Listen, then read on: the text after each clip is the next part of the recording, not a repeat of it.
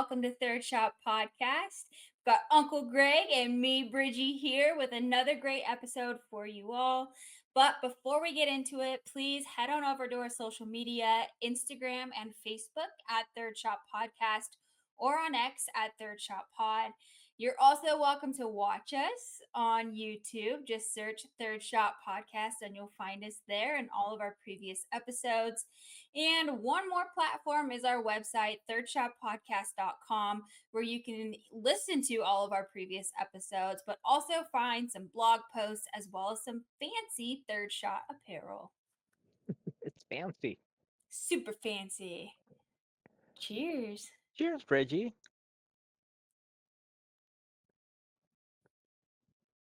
I encourage everybody to go onto YouTube for this episode because I changed the background. Over, I don't know how many episodes we've done now, but it's been pretty much the same kind of background for me. And I decided to go with a virtual background with our logo, and I just want people's opinion on it. So please go check us out on YouTube and give us a comment on how you like my new background. Yeah, I love that you are like the second shot glass. You're filling it up. If people want to take a shot of Uncle Greg, this is how you do it. Oh my gosh. That's funny. My head is like perfectly in the second shot glass in our logo. But yeah, I love everybody it. check it out. Get a laugh out of it. Hey, Bridgie, I've been seeing all these different posts of celebrities Hmm. that are kind of like telling, different stages of their lives, but they're saying, what would I tell my teenage self? And you and I are in different stages of our lives. Obviously, I'm your uncle, so I'm much older than you are. But I'm curious, what would you tell your teenage self? And then I'll share what I would tell mine. Okay, I like that question. I think it would be really helpful if realistically you would be able to tell your teenage self something because, as you live your life and look back on it, what do they say? Hindsight is always 2020, and you could probably give yourself some really helpful hints along the way. But I think one for me would just be to not stress so much over academics. Like growing up, I took school and academics very, very seriously. It was all like straight A's through high school. And then in college, too, I was really striving to get like a really high GPA. And the mental toll that it took on me in college to try to maintain those grades was huge. And I was just I kept telling myself like, you're not going to be able to get a job after this, if you don't get good grades. But that is not the case at all. And Hmm. slowly, like the more years I had under my belt in college, it was like coming to that realization of like, it's okay, you're going to be okay. You can get a job still. It's Yeah, more so it's like work funny. ethic. Well, it's funny because I review a lot of people's resumes, right? I'm looking at Mhm. resumes all the time. And when I look at the resume, yes, I do look at where they went to college or what their degree was. But I don't, nobody puts straight A's. I got a four Yeah. point, whatever, whatever, right? Nobody puts that. Once you get out of college, nobody really cares what you got in college. They just said, do you have a degree? Do you not have a degree? What did you major in?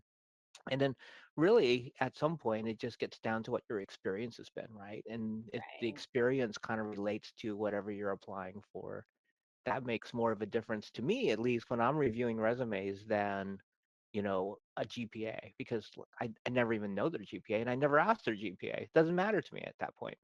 Yeah, nobody cares once you get past college. Like that's not an important thing, or like you said, you don't put it on your resume or anything. So, Yeah. I would tell myself it's important, academics is important, education is important, but the grade itself is not that important. Well, I'm going to play therapist now and ask you, like, what kind of toll do you think it really took on you? I think I missed out on some maybe like college experiences or socializing because I was so focused on, getting good grades. And I spent many, many hours in the library when I could have been out doing something more fun, like balancing myself out a little bit more with the balancing out the stress of the classes with something fun, or I don't know, just different experiences. I don't feel like I was limited. I did have a really fun time, but I think it could have been even better if I wasn't so wound up around trying to get straight A's. It's funny you say that because I know a lot of your friends that you went to college with and the Mhm. friendships that you made in high school and college. And you have some of your best friends are from that period of your life. So it's not like you didn't make good friendships and have good relationships during those years. That's true. I am very thankful for the people I've met and have kept in my life along the way. They're all wonderful, but also I could have had a little bit more fun in college. I have to tell you, that was not my experience. I had fun. And when you mentioned that you spent so many hours in the library, I'm going, I don't even know if there was a library on my campus. Well, if anyone knows how to balance stress with socializing and fun, I think it's you. So, what would be the advice that you would give to your teenage self? Um, it's really interesting because as a parent, I now see like how social media is having such an impact on people's lives, and Mhm. everybody on social media looks like they're perfect. Like it's like, oh my gosh, they look so good, and you look at their traveling or they're eating at great places, and look at all the fun they're having with their friends and stuff like that. And it's not true, right? Everybody has got stuff going on in the background. They got their stresses, they got their issues, stuff like that.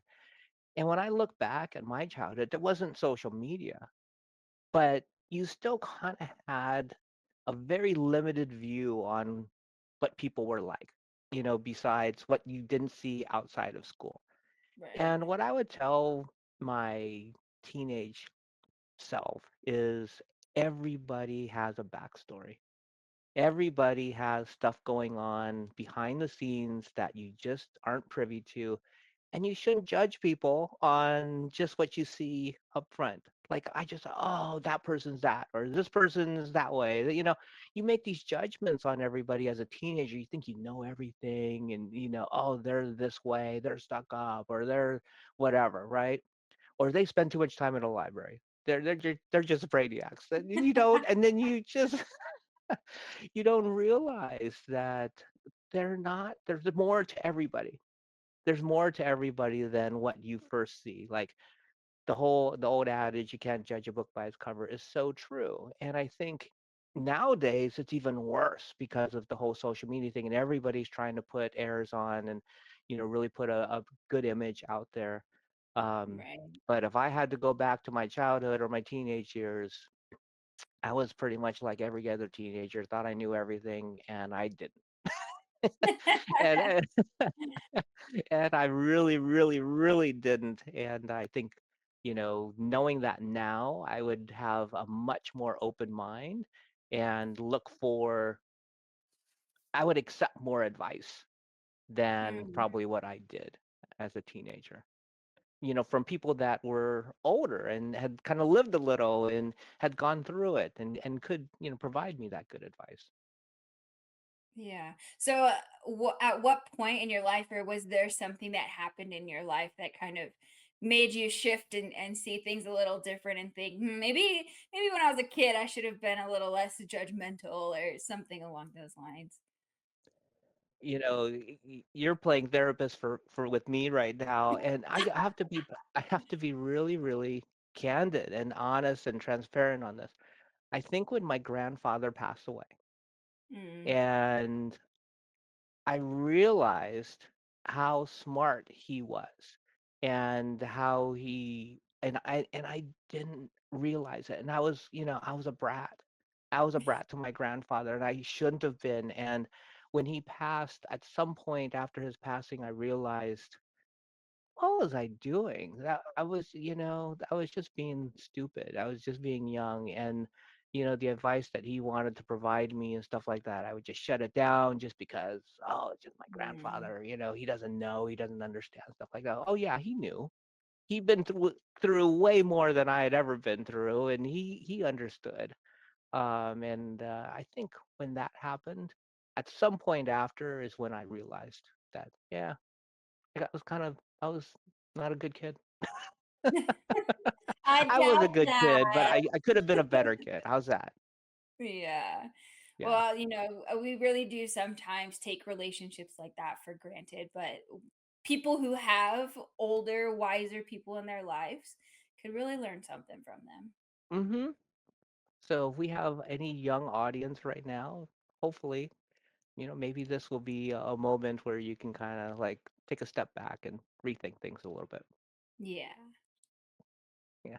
So what would you change? What would you tell yourself for your future self? Let's say Ooh. 20 years from now, what would you tell yourself? Let's see. 20 years from now, I'd be like mid 50s. I think I would tell myself to keep seeking out hobbies and new experiences, because I don't want to get stuck in, life and patterns and habits. I want to still be able to have that youthful side where everything is new and you get to learn, and you're not closed off to things, because I think as you get older it's easy to kind of get stuck in those ways. So just to help me keep an open mind on stuff is to have those new experiences and hobbies, try stuff, because I think, like, I've noticed even now that I used to try sports more often when I was younger. I used to, try art and stuff like that and kind of discover stuff about myself. And I think that's just as important to do as you get older, too. Yep, I agree with that one. What about yourself? 20 years, Uncle? 20 years from now, that would put me in my late 70s. And I would tell myself that, you know what, value your health. Like, this is a weird one, but I talk to people that are in that age group right now, older Hmm. 70s, and they're going, I don't know how much longer I really want to live because if my way of life is really limited, I can't really enjoy it anymore, and Mm, that type of thing, right? So right. I don't want to live that way. I hear a lot of people tell me that, and I'm going, I don't want to be that person. I want to be the person that's in my late 70s going, I want to live for a lot longer and I want to enjoy my life and I want to take care of myself so I can enjoy the rest of my life. And hopefully that's a long life after that. Yeah, I agree with that. And you remember Grampy when he would always Yeah. tell us, he would go on walks every single day and he would say it's because if he stops, then he stops. Yeah. Like, Can't we don't want to stop. If you can do a walk as much as he did, it was funny. He would just go off and nobody would know where he's at. And all of a sudden, but and this was in his 90s. He was doing that. I'm like, so much respect for that. I mean, come Yeah. on. If you're in your 90s and you can just walk around the neighborhood where nobody knows where you're at because you went so far and then you make it back, more power to you, Grumpy. Yeah, he was amazing. But He yeah, was I would amazing. try for that too. Yeah. Well, speaking of future lives and getting older, we have a fantastic guest today. We have Sleeves, the man himself, the person who started Sleeves Senior Pickleball Report, joining us today. And he's got so many stories to tell us about what he's gone through. Maybe we can ask him his advice on what he would tell his high school self or teenage self. That would be fun to ask him.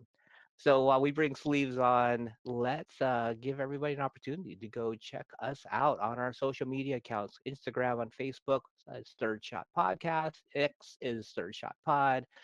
YouTube and our website, Third Shot Podcast. As Bridgie said earlier, check out the website. It's so cool. And I asked you earlier, go check out our YouTube because I want your opinion on my background. Should I keep it?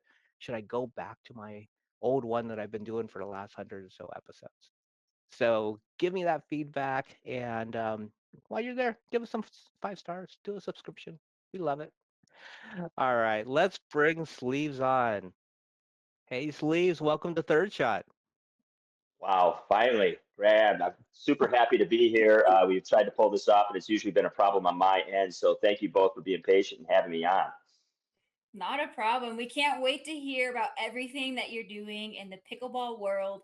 But before we get into it, let's do a little toast to you, Sleeves, and the Senior Pickleball Report. Cheers. Woo! Here's Cheers. your third shot. Let's go. I've got a Pabst Light. That's a thing. Ooh, I like the koozie too. Yeah, Casual Dinker sent this to me, so I Sweet. love that. yeah. So you're doing like a million things in the pickleball world, but how did you first get into pickleball? And tell us a little bit about your lifestyle. Sure. Yeah. I for those that don't know, I live in a yurt, which is a really nice tent, is what I tell people that don't know what a yurt is. It's actually a Mongolian ger, and it's handmade and it's hand painted. It's from Mongolia. I got it from a guy who did his Peace Corps work in Mongolia. And I was playing. I was introduced to pickleball in Lake Tahoe on a vacation in 2020, and my niece was there and a bunch of family members, and my niece had a boyfriend who brought some paddles because there was a court next to the condo we were staying in. So he took a bunch of us out there and introduced us, to us, and I was hitting it around. I'm like, this is great, but you know, I live in a really nice tent in the middle of nowhere. Where am I ever going to play this game again? And so I just kind of put it out of my mind. And then I went home for about a year, and some one of my friends said, "Hey, somebody's got pickleball lines on our tennis courts, and we have these old, dilapidated tennis courts about 5 miles from my yurt that are just 50 years old and falling apart." And sure enough, somebody put these lines there. So I showed up for a week straight every morning, waiting for somebody to show up to these pickleball lines. And finally, this couple, who is a British couple actually, and they live by me out by me seasonally, showed up with 6 locals in the valley, and we're hitting it around. And I joined that group and really been playing ever since. Wow. That's amazing. I mean, Yeah, like random. I've been following you for so long, the Pickleball Report, I'm a fan. Like I'm your perfect demographic, right? I'm over 50. I play pickleball. I love podcasts. Like I'm your perfect demographic. So I've been a fan of yours for a while. So Thank you. it is kind of like, one of those star moments where I get to actually meet somebody that, I've idolized for so long, so this is really cool for me. Okay, so But you're drunk now too. Great. I'm trying. But I started learning about your whole life in where you live and how you Yeah, live because they featured it a little bit when you hosted Dreambreaker, a pickleball story. They very, very cool, documentary yeah. that you were the host of. And I'm just curious, like, tell us a little bit about that process. How did they reach out to you? What was it like filming? I'm like fascinated by this. Yeah. Yeah, I started my channel in like February of 2022, and I got a random email. Actually, I think it was I don't know, I have a buddy who kind of works on my website, stuff like that, and I think he actually got the email and forwarded it to me from a woman named Ashley Underwood, who actually turns out to be Larry David's wife. I didn't know that at the time. And she said she had somebody going through Instagram profiles, kind of looking for people who would potentially be in the movie, like influencers, be filmed, stuff like that. So I got a 20-minute Zoom call interview with her in like June of 2022. And once she found out I lived in a yurt, her attention kind of part like, oh, this is different. This is something new. And great. And we'll be in touch. And never heard back. And so for about 6 months, I was like, well, they're probably almost done making this movie by now. And I had her email and I said, hey, I'd love to have you on the show. You're probably done with your film. Love to interview you about it. And she sent me a message and asked if I could talk to her and her production team in the next day or two. And so I thought, well, here's my shot. So I normally don't do anything video wise from the yurt, especially if there's Wi-Fi involved, as you found out. And I wasn't even at the yurt at that time. because there's just I basically take I have a like 1 bar signal from my neighbor, and I exchange Netflix, and I can pull her Wi-Fi. But to get a signal out there is pretty tough, and so I'm like, I got to roll the dice.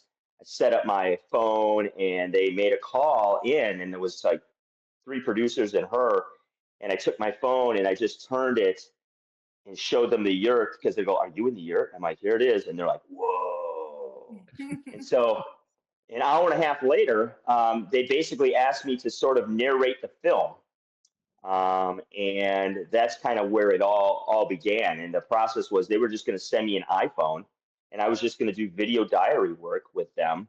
And they'd give me a topic or a theme, and I would talk about it, and then I'd upload it um, into their Dropbox. The problem was, I live off grid, and again, you two have experienced this directly with me.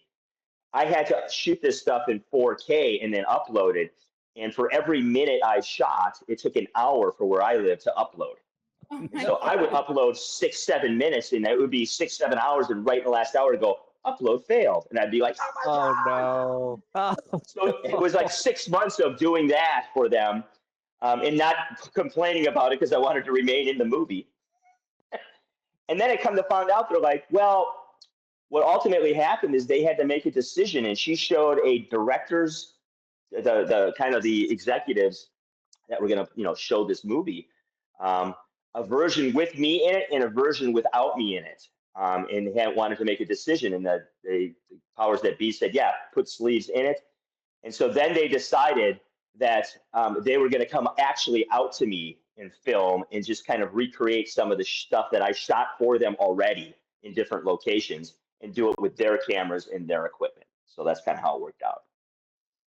That's amazing. Well, you did a fantastic job. Both Uncle and I Thank were you. like, they picked a really good person for that role. Thank you. So great Thanks. work.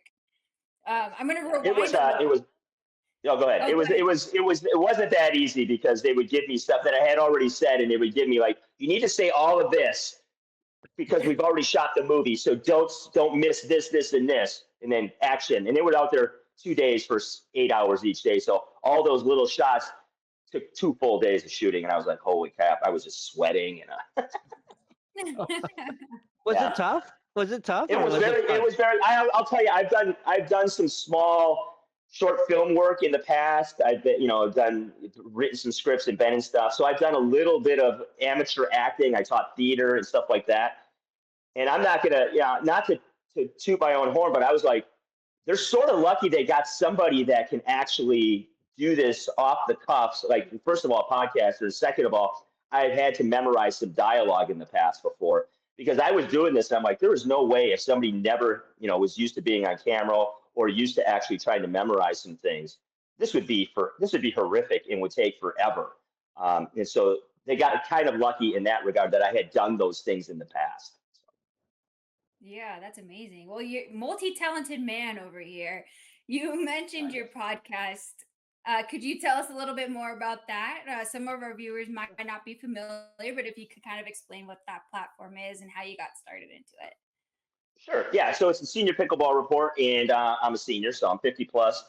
And I had a buddy who actually runs my website, Rod Washington, and he helped edit my videos in the beginning, and he does my merch page and all that stuff. And he runs a news site where he collects different news stories, puts them together, sort of like a Huffington Post or something like that, but kind of more benign news. And he was trying to drive traffic to his site, and I had been playing pickleball for like 3 or 4 months.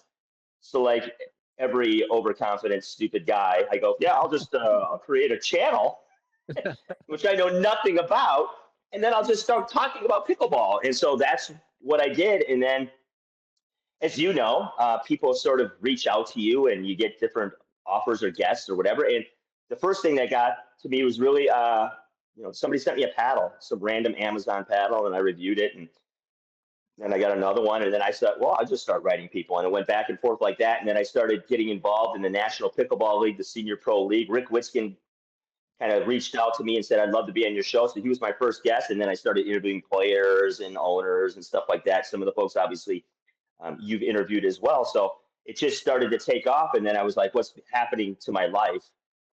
This is sort of becoming a job.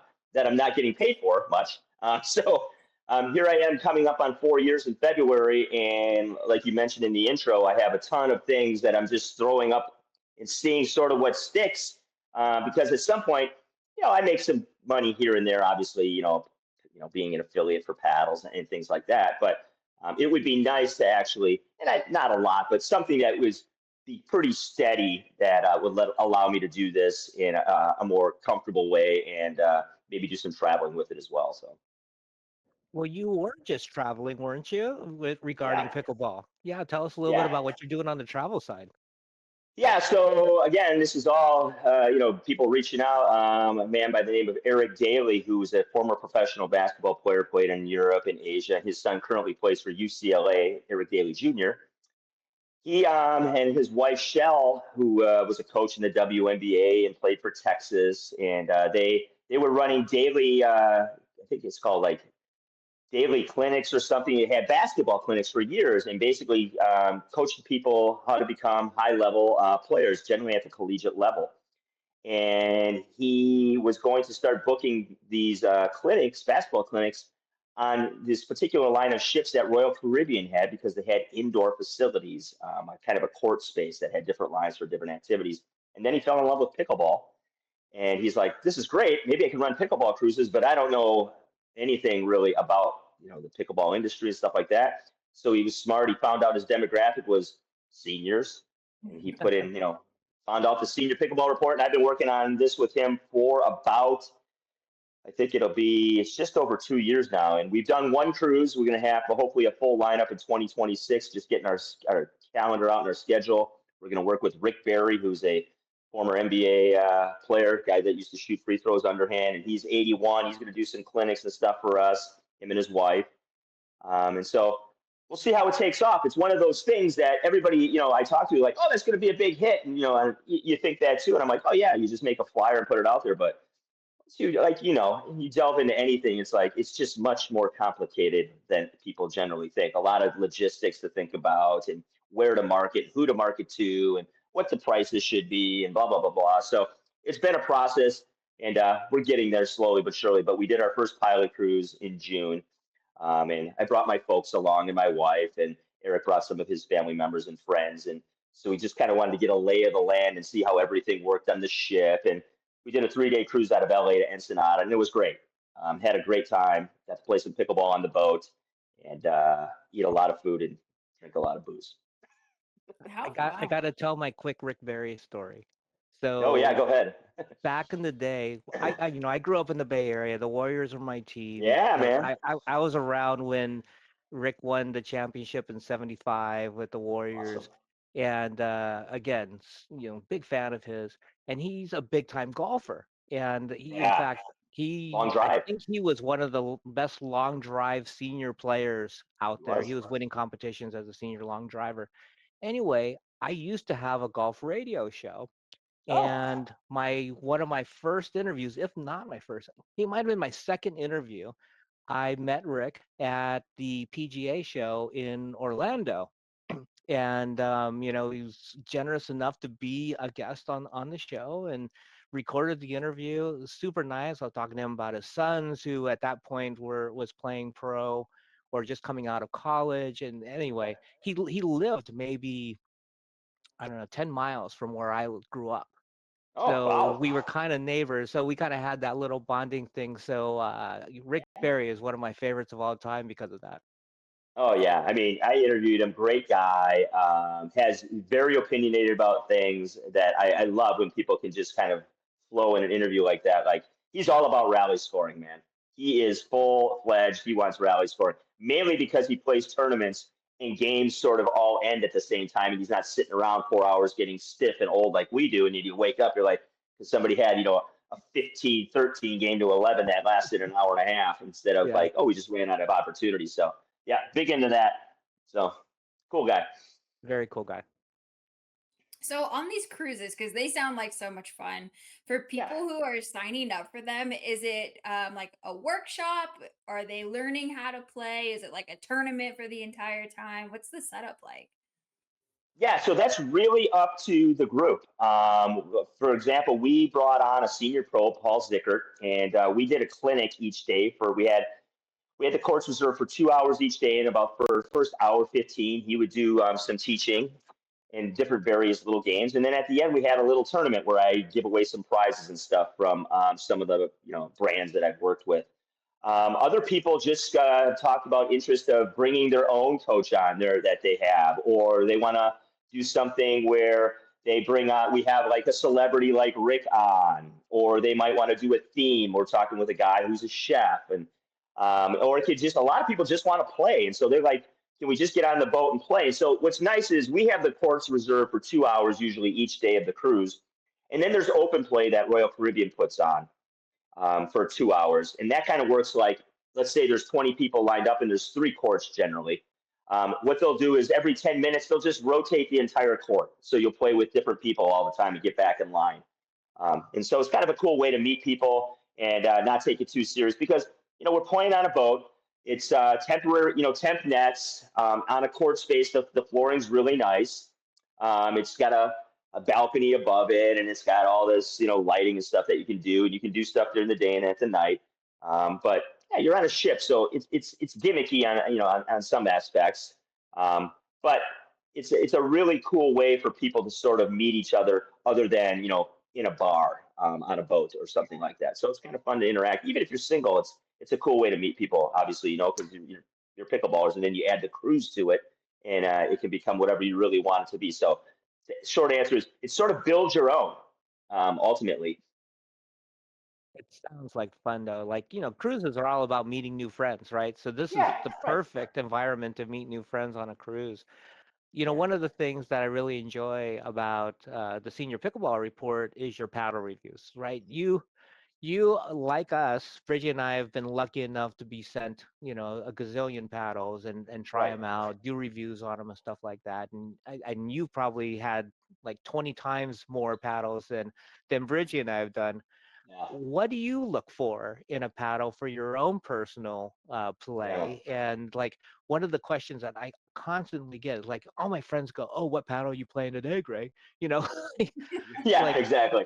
right there, they go, "Oh, you got a new one today. What are you playing this time?" Yeah, Like one of the questions that I always get asked is like, how do you get used to a paddle? To, like if you go play a tournament, or everybody goes, "Well, which paddle are you going to use? How do you choose?"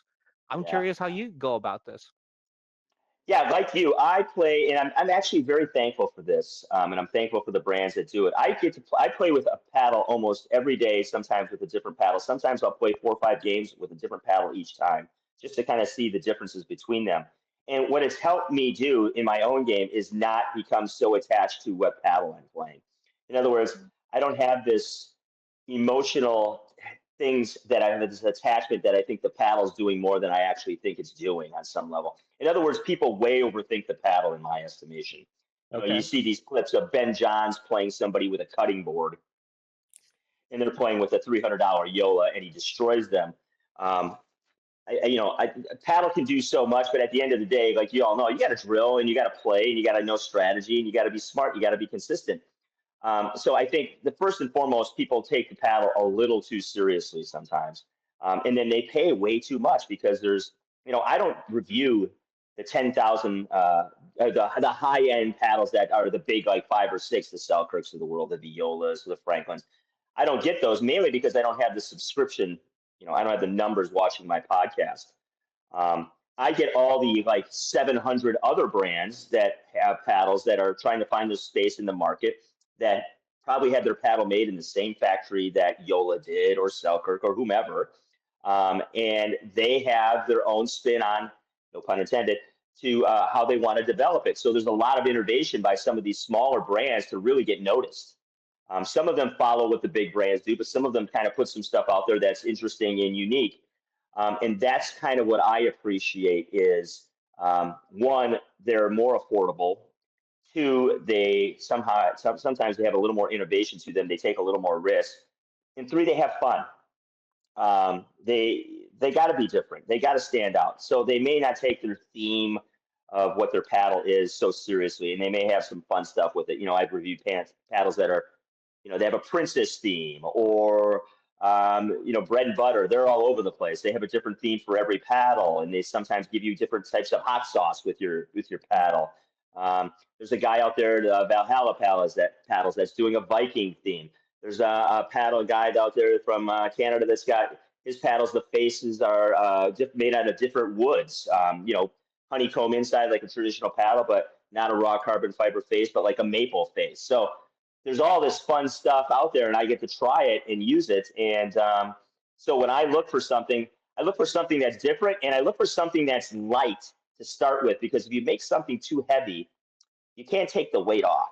So when I get a paddle that's already like 8.3, 8.4, it's tough, because I like something that's more around 8.0.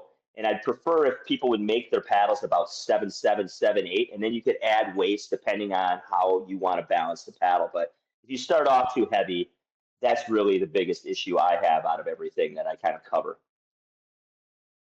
Do you have a favorite pattern or paddle face that you just love? It changes. Right now, I've been playing with a lot of the hybrid shape.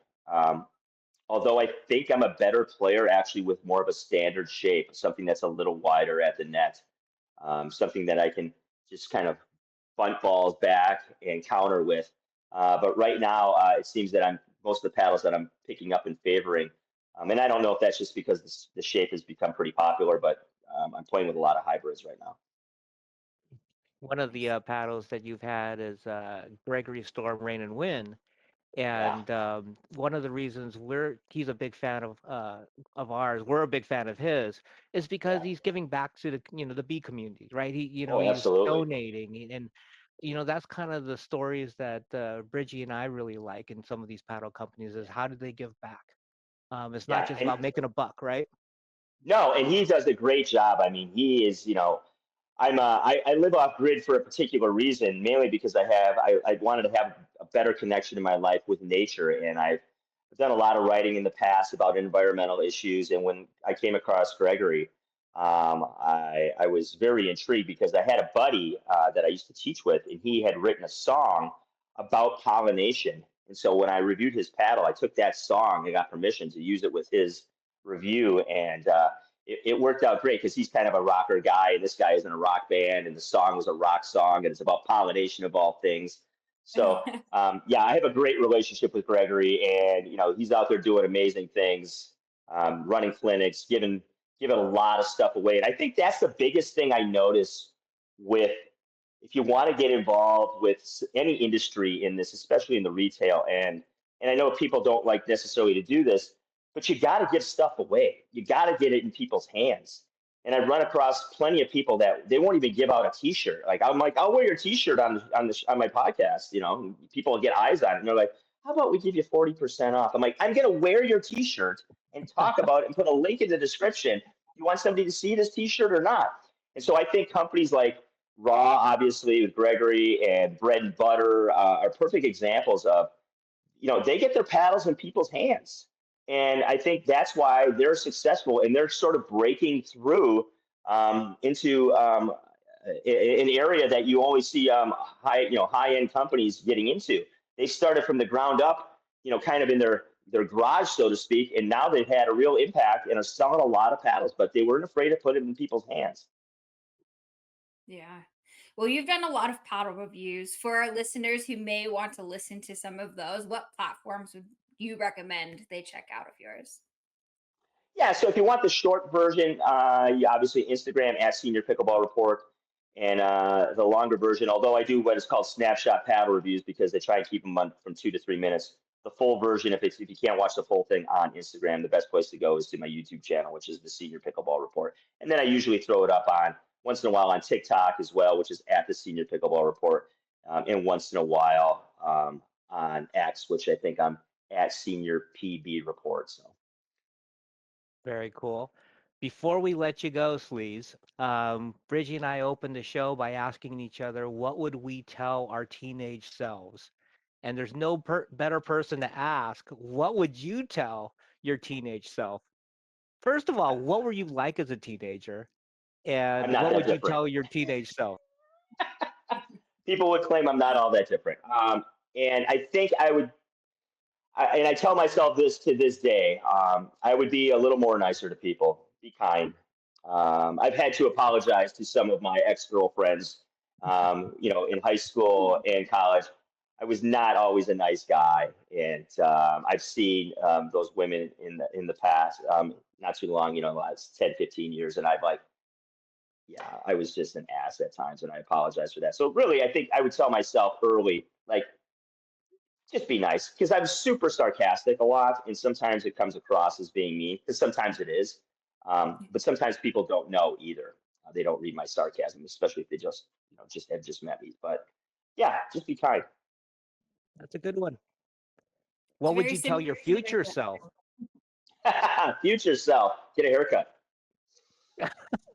Don't do it. Don't Yeah, do it's it. too hot. It's getting a little warm.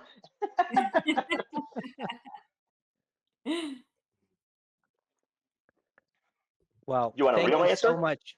What's that? You No, want a different answer? Okay, that's fine. I mean, I don't want you to ever cut your hair because that's you. Yeah, But if you got to cool. do it, you got to do it. I don't know. Yeah, man. Thank you so much for coming on. And before we let you go, hey, let's toast to the Senior Pickleball Report and everything that you're doing for the community, Sleeves. Thank you. Yeah, thank you. Here's Cheers. the Cheers. third Thank you. shot. There we go. Woo! Woohoo. Yeah, great pod. Gonna have to have you two on now. We're ready for We'd you. love to. Yeah. Well, we're gonna do it. Let's look at your calendar in October and let's get it done. Sounds like a plan. All right. Looking forward to it. Well, thank you for joining us, everybody listening. Third Shot, where Bridgie and I will continue to share our pickleball journey. Real special thanks to Sleeves for coming on. Like I said, I'm a little fanboy. Been following him for a long time now, and it's just so cool to get to know him a little better. Having a shot or two here on Yeah. Third Shot. And really go check out the Senior Pickleball Report. There's so many different ways you can check it out. Social media, go to the website, which is sleeves-spr.com. I don't know if we mentioned that one earlier, but again, there's so much content, so much fun, and I know you're going to enjoy it, especially if you're 50 or over. But you know what? People younger than 50 will enjoy all of the content just as much. So please Thank you. go do it. And you can support this show by subscribing. We promise to have more amazing guests just like Sleeves on future episodes of Third Shot Podcast. Let's continue to share our enjoyment for the game and grow this pickleball community together. See you next time on Third Shot Podcast.